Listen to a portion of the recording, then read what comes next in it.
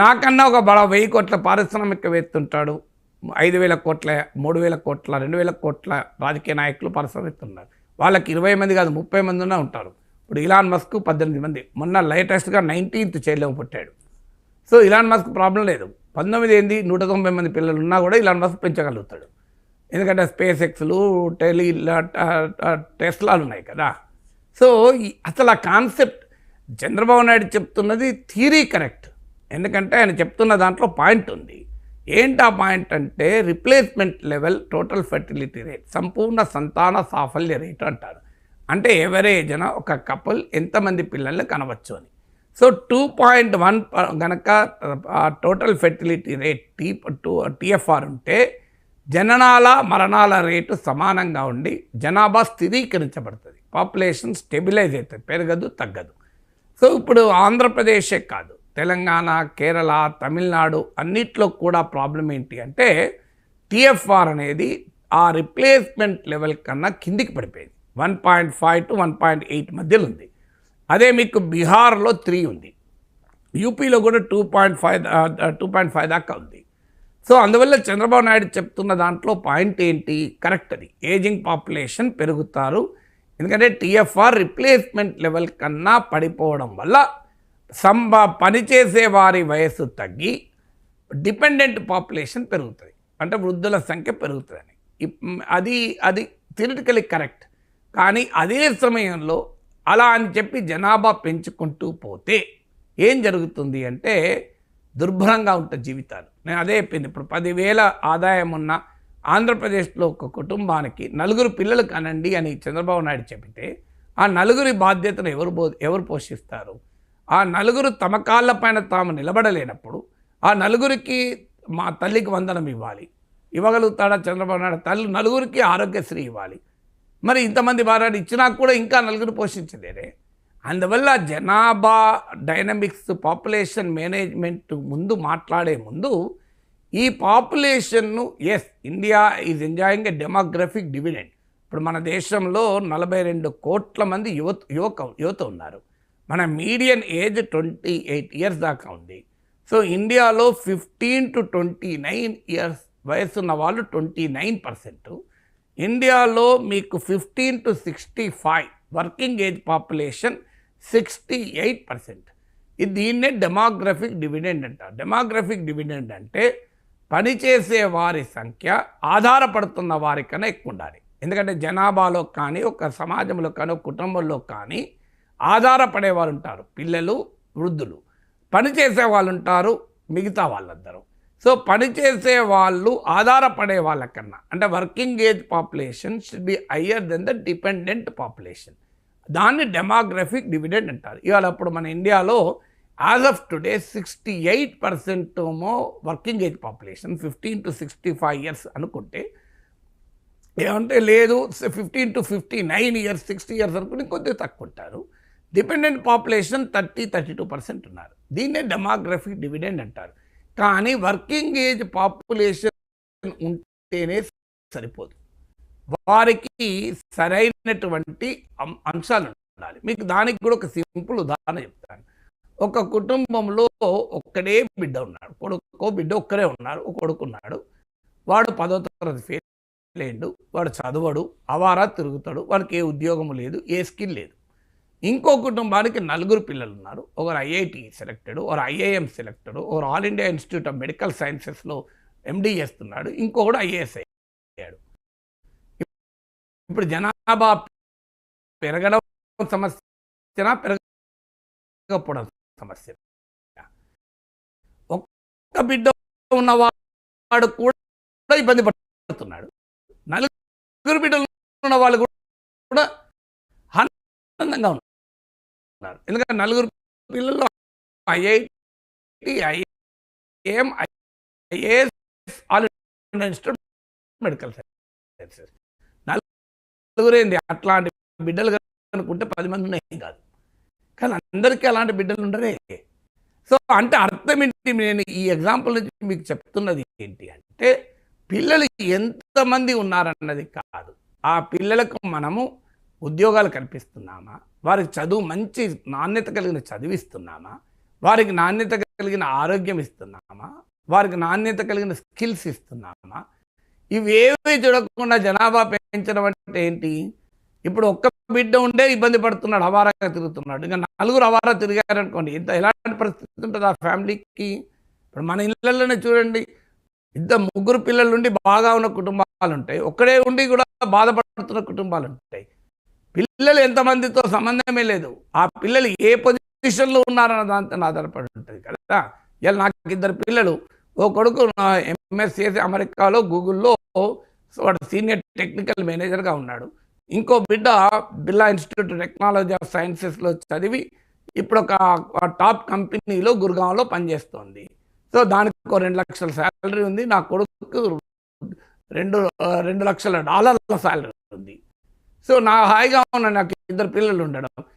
ఉదాహరణకి ఇద్దరు పిల్లలు చదువుకోలేదు అనుకో, నా పరిస్థితి ఏంటి? ప్రొఫెసర్గా రిటైర్ అయ్యాను, ఇద్దరు పిల్లలు చదువుకోలేదంటే నేను తలకాయ పట్టుకొని ఉండాల్సిందే, నా లైఫే. వాళ్ళిద్దరు పిల్లలు బ్రహ్మాండంగా చదువుకున్నారు, బ్రహ్మాండంగా ఉద్యోగాలు చేస్తున్నారు. నాకు వచ్చిన కోడలు కూడా ఎంటెక్ చేశారు, బిట్స్ పిలాని నుంచి మీకు గీతం నుంచి బీటెక్ చేశారు, టాప్ గోల్డ్ మెడలిస్టు. సో నాకెంత హాయిగా ఉన్న నా జీవితం, కొడుకు కోడలు బిడ్డ. సో ఇలాగ ఇంకా రేపు వచ్చే అల్లుడు కూడా బాగా చదువుకున్న వాడే వస్తాడు. సో నా ఫ్యామిలీ బ్రహ్మాండంగా ఉంది. వీళ్ళు ఎవరు చదువుకోలేదు నా పరిస్థితి ఏంటి? అందువల్ల ఆ బేసిక్ పాయింట్ ఎందుకు నేను ఉదాహరణగా చెప్తున్నానంటే, ఫండమెంటల్ ప్రిన్సిపల్ ఎక్కడ, మన పిల్లలు ఎంతమంది ఉన్నారని కాదు, పిల్లలు ఏ కండిషన్లో ఉన్నారన్నది పాయింట్. అది మర్చిపోయి పిల్లలు కానండి అని ముఖ్యమంత్రి చెప్తే, పేదవాళ్ళు 4 పిల్లలు కంటే వాళ్ళ పరిస్థితి ఏంటండి? వాళ్ళ ఎకానమీని ఎవరు చూడాలి? అందుకే మీరు ముందు కల్పించండి ఎడ్యుకేషన్, స్కిల్స్ కల్పించామా? మన దేశంలో నీకు coating periodic labour force survey PLFS ప్రకారము, ఇది భారత ప్రభుత్వ సర్వే, ఇండియాలో ఫార్మల్ స్కిల్లింగ్ అంటే ఒక ఇన్స్టిట్యూషన్లో వెళ్ళి నైపుణ్యం నేర్చుకున్న వాళ్ళు ఆర్లీ 4%.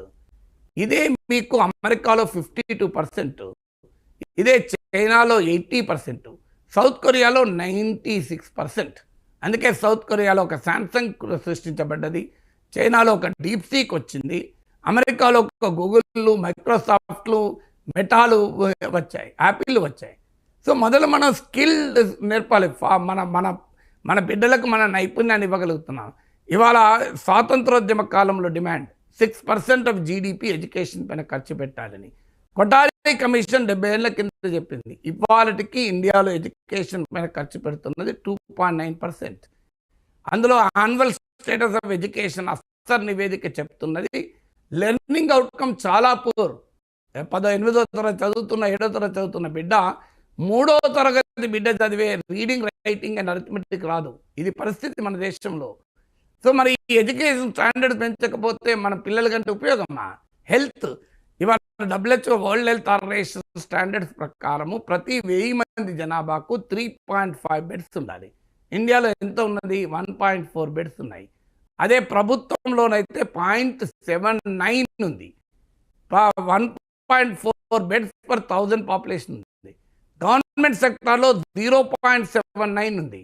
ఫలితంగా మన దేశంలో 24 లక్షల బెడ్స్ డిమాండ్ సప్లై గ్యాప్ ఉంది. అంటే అవసరానికి అందుబాటుకు మధ్య 24 లక్షల బెడ్స్ అవసరం ఉంది. అందుకే మీ నీలోఫర్ వెళ్ళండి, నిన్న పుట్టిన 2 బిడ్డలను ఒకే బెడ్ మీద పండబెడతారు, కింద పండబెడతారు. గవర్నమెంట్ హాస్పిటల్ వెళ్ళండి, గర్భిణీ స్త్రీలకు మంచం ఉండదు. ఇవి నిజం కాదా ఇది? మరి వీటిని మార్చకుండా మీరు పిల్లలు కనండి అంటే ఇట్లా. సో ఇవాళ మీకు నేను ఈ గణాంకాలు ఎందుకు చెప్తున్నా అంటే, దిస్ ఈజ్ ద రియాలిటీ కదా మన కంట్రీలో. ఇవాళకి భారతదేశంలో అవుట్ ఆఫ్ హెల్త్ మీద ఖర్చు పెడుతున్న దాంట్లో 62.6% అవుట్ ఆఫ్ పాకెట్ ఎక్స్పెండిచర్. అంటే 100 రూపాయలు ఆరోగ్యం పైన ఖర్చు అయితే 63 రూపాయలు ప్రజలే కట్టుకుంటున్నారు. మీ ఆరోగ్యశ్రీలు, మీరు ఇన్సూరెన్స్ ఉన్నా. ఇలా దీన్నే మెడికల్ ఇన్ఫ్లేషన్ అంటారు. మెడికల్ ఇన్ఫ్లేషన్ 14% ఉంది. మీరు ఇవాళ ఇన్సూరెన్స్ పాలసీలు చూడండి, మీకు 1 out of 10 medical insurance policy drop out అవుతున్నారు. మీకు లాస్ట్ ఇయర్ 20% హెల్త్ ఇన్సూరెన్స్ ప్రీమియాలు పెరిగితే కొత్తగా వచ్చిన పాలసీలు 5% పెరిగాయి. ఇది కదా ఇండియా హెల్త్ సెక్టార్ యొక్క సిచ్యువేషను. అందువల్ల education, health, skills and employment. ఇలా ఎంప్లాయ్మెంట్ ఏంటి మన దేశంలో? Salary latest survey, economic survey 24-25 government of India data quote చేస్తున్నాను. Hardly less than 22% of the Indian workforce ఇవాళ కేవలం 22% మంది మాత్రమే సాలరీ జాబ్స్లో ఉన్నారు. సాలరీ అంటే గవర్నమెంట్ జాబ్ అంటలేను. మీలాంటి వాళ్ళు ఇప్పుడు అంటే ప్రతి నెల వేతనము తీసుకునే ఒక స్టేబుల్ ఇన్కమ్ ఉన్న ఎంప్లాయ్మెంట్ ఉన్న వాళ్ళు only 21.8%. I'm quoting economic survey figures. ఇది కాదా? మరి ఇది మార్చకుండా మీరు ఒక క్వాలిటీ డ్యూరబుల్ ఎంప్లాయ్మెంట్ క్రియేట్ చేయకుండా, ఒక హై స్టాండర్డ్స్ ఎడ్యుకేషన్ ఇవ్వకుండా, ఒక మెరుగైన హెల్త్ కేర్ ఇవ్వకుండా, ఒక మంచి స్కిల్లింగ్ ఇవ్వకుండా, పిల్లలు కనండి ఇంటికోలండి ఇది. సో పిల్లలు కనాలి కరెక్టే, థియరిటికల్ ఇవి మొదలు చేసి కనాలి. ఇప్పుడు మన ఇంటికి బంధువులు రావాలి, బ్రేక్ఫాస్ట్కి రండి అంటాం, కానీ టిఫిన్కి ఏం రెడీ చేయం. బ్రేక్ఫాస్ట్కి రండి అని ఇంటి పక్క వాళ్ళను, ముందటి వాళ్ళను అందరినీ పిలుస్తాం. ఆడ ఏమి టిఫిన్ రెడీ కాదు, పోయి అంటు కూడా పెట్టరు. ఎట్లుంటుంది పరిస్థితి? మీరు ఇంటి పక్క వాళ్ళను, ఇంటి ముందటి వాళ్ళను 10 మందిని బ్రేక్ఫాస్ట్ పిలుస్తారంటే ఇడ్లో వడ దోశను రెడీ పెట్టండి. అది రెడీ పెట్టి పిలవండి. పిలవడం తప్పు కాదు, అతిథుల్ని పిలవడం చాలా గొప్పది. అతిథి దేవో భవ, అందుకే పిలుస్తున్నా. కానీ పోయేతో పెట్టలే, అతిథి దేవో భవే. కానీ పొయ్యి అంటూ పెట్టకపోతే అతిథి వచ్చి వంట వండుకోవాలన్నా? సో మీరు అతిథి దేవో భవ అన్నప్పుడు అతిథులు వచ్చే ముందు నీవు వంటకు సిద్ధపడి, వంట 10 మంది వస్తే 10 మంది కాదు 11 మందికి వంట రెడీ పెట్టి ఆ 10 మంది పిలువండి, అభ్యంతరం లేదు, అతిథి దేవో భవ. కానీ నేను అతిథులు పిలిస్తే ఇంట్లో మాత్రం వంట వండం. ఇప్పుడు మనం కూడా కొంతమంది బంధువులు ఇళ్ళకి పోతే ఉంటారు క్యూరియాసిటీ, భోంచేసేయాలంటే ఆడ స్టవ్ మీద కుక్కర పెట్టరు. అండ్ వాళ్ళని చూసి మనకు అర్థమవుతుంది వీళ్ళు ఏదో కాలక్షేపానికి అంటున్నారు, మనం తినాలి.